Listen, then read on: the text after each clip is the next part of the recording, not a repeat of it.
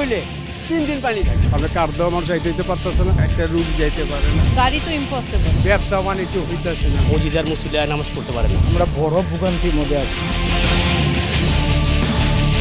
4 বছর ধরে সংস্কারের নামে খুঁড়ে ফেলে রাখা হয়েছে পুরান ঢাকার মাজেদ সর্দার রোড। বাংলাদেশ মাঠের কোণা থেকে শিক্ষাটলি পার্ক পর্যন্ত গুরুত্বপূর্ণ এই সড়কটি পড়ে আছে চলাচলের অনুপযোগী হয়ে। শুধু যানবাহন নয়, পায়ে হেঁটেও চলাচল করা কঠিন। খানাখন্দ, কাদা ও গর্তে ভরা সড়কটি এখন বাসিন্দাদের কাছে যেন এক মরণ ফাঁদ। কয়েকদিন কাজ করার পরে বন্ধ করে রেখা যায় অনির্দিষ্টকালের জন্য। জ্বালাই কতটুকু করে দিয়ে গেছে আর কোনো খবর নেই। রোজা ঈদের আগে ব্যবসা বাণিজ্য নষ্ট, সমস্যা হইতেছে। এখন বর্তমানে আমরা পরিস্থিতি খুবই খারাপ অবস্থায় আছে। বৃষ্টিপাত হইলে এই মাজা সমান পানি হয়। বয়স্ক ব্যক্তি, শিশু ও শিক্ষার্থীদের দুর্ভোগ সবচেয়ে বেশি। সরু ও ভাঙাচোরা অংশ দিয়ে চলাচলের সময় প্রায় ঘটছে ছোট বড় দুর্ঘটনা। অল্প বৃষ্টিতে কোমর পর্যন্ত পানি হয়ে যায়, গাড়ি আসতে পারে না, বাচ্চারা স্কুলে ঠিক যেতে পারে না। এখানে স্কুল আছে, মাদ্রাসা আছে, বাচ্চাদের সম্পূর্ণ বন্ধ হয়ে যায় এই রাস্তার করুণ অবস্থার কারণে। বৃষ্টির সময় পরিস্থিতি হয়ে ওঠে আরও ভয়াবহ। সড়কের বিভিন্ন স্থানে জমে যায় হাঁটু সমান পানি। পথচারীদের দুর্ঘটনার ঝুঁকি বেড়ে যায় কয়েক গুণ। ছোট ছোট বাচ্চারা স্কুল যাওয়ার সময় পড়ে যায়। আমার মতন যারা আছে বুড়ো লোকের ধ্যান পা ফুলে গেছে। লাস্টে আপনার যে কাঠ দিয়ে যে কাঠের ভিতরে মানুষ আওয়া যাওয়া করতে আছে। রাস্তাটি দীর্ঘদিন ধরে বন্ধ থাকায় এর প্রভাব পড়েছে স্বাভাবিক জীবনযাত্রায়। শিক্ষার্থীদের স্কুল কলেজে যাতায়াত যেমন কঠিন হয়ে পড়েছে, তেমনি কেউ অসুস্থ হলে হাসপাতালে নিয়ে যাওয়াও কষ্টসাধ্য। হাঁটু সমান পানি, রিক্সা ঢুকে না, গাড়ি তো ইম্পসিবল। রোগী থাকলে নেওয়া যাওয়া যায় না, লাশ ঢুকাইতে পারে না। মসজিদেই তো জানা যায়, এখন পার্কে নিয়ে জানা যায় দিতে। মসজিদে যাতায়াতেও চরম ভোগান্তির শিকার হচ্ছেন মুসল্লিরা।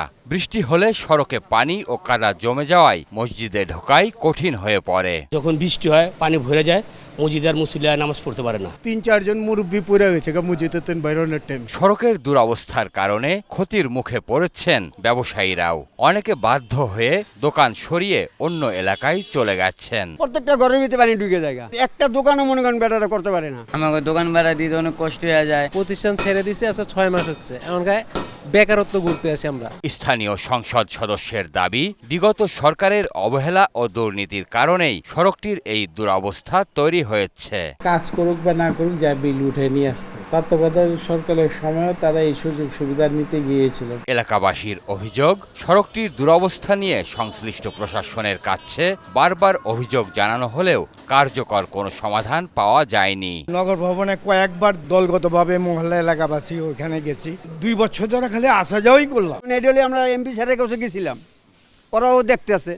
এরা দেখতে দেখতে এই পর্যন্ত তো দেখতেই আছে, আর কিছু হইল না। তবে মেয়র মহোদয়ের কাছে আকুল আবেদন যাতে আমাদের শীঘ্রই কাজটা করে দেয়। তহবিল সংক্রান্ত সংকট কাটিয়ে রাস্তাটির সংস্কার কাজ দ্রুত শেষ করার চেষ্টা চলছে বলে জানান এই জনপ্রতিনিধি।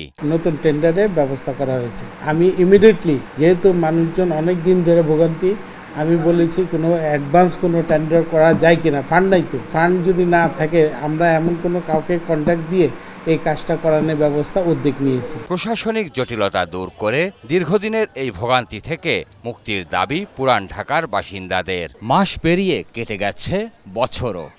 আশ্বাসে আশ্বাসে নাভিশ্বাস ওঠার জোগাড় হয়েছে, তবুও কথা রাখেনি প্রশাসন। পুরান ঢাকার শিক্ষাটলি ও মাজেদ সর্দার রোড এলাকার বাসিন্দাদের এই ভোগান্তি সঙ্গে করেই প্রতিটি দিন কাটাতে হচ্ছে। তবু যেন তাদের এই ভোগান্তি লাঘবের কোনো উদ্যোগই দেখা যাচ্ছে না। প্রিয় দর্শক, আপনাদের দুর্ভোগ দুর্দশার চিত্র তুলে ধরতে চাই 21 টেলিভিশন। আপনাদের যে কোনো ভোগান্তির কথা জানাতে ফোন করুন এই নম্বরে। তথ্য পাঠাতে পারেন হোয়াটসঅ্যাপ এবং ইমেইলেও। সঙ্গে থাকবো আমি সঞ্জয় অধিকারী আর 21 টিম। সবসময় আপনাদের পাশে আছে 21 টেলিভিশন।